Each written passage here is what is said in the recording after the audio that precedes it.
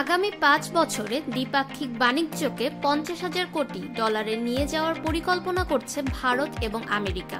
এবছরের মধ্যেই সেই সংক্রান্ত চুক্তি চূড়ান্ত করার পরিকল্পনা করেছেন ভারতের প্রধানমন্ত্রী নরেন্দ্র মোদী এবং আমেরিকার প্রেসিডেন্ট ডোনাল্ড ট্রাম্প।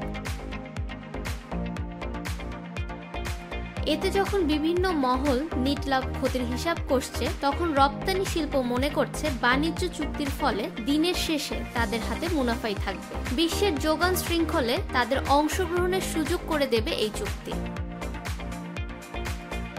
২০২৪ সালে দুপক্ষের বাণিজ্যর বহর ছিল ১৩,০০০ কোটি ডলারের কাছাকাছি। তার মধ্যে ভারতের উদ্বৃত্ত ৪,৫০০ কোটি, অর্থাৎ চুক্তি কার্যকর হলে বাণিজ্যের অঙ্ক ৪ গুণ হতে পারে।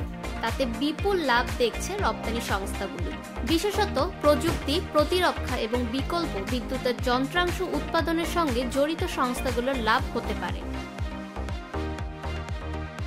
ভারতের রপ্তানি সংস্থাগুলোর সংগঠন ফিওর প্রেসিডেন্ট অশানী কুমার মনে করেন, দ্বিপাক্ষিক বাণিজ্য চুক্তি কার্যকর হলে আমদানি রপ্তানির সামনে অনেক বাধা সরে যাবে। আন্তর্জাতিক বাণিজ্য বিশেষজ্ঞ তথা হাইটেক গিয়ার্সের চেয়ারম্যান দীপ কাপুরিয়া বলেন, আমেরিকার সঙ্গে বাণিজ্য এবং ভারতের উদ্বৃত্ত রয়েছে, তা বিশ্বের বৃহত্তম অর্থনীতিতে রপ্তানি বাড়াতে কিছুটা বাড়তি সাহায্য করবে। দুই নেতা চুক্তি করতে রাজি হয়েছেন, এটা খুবই ইতিবাচক ঘটনা।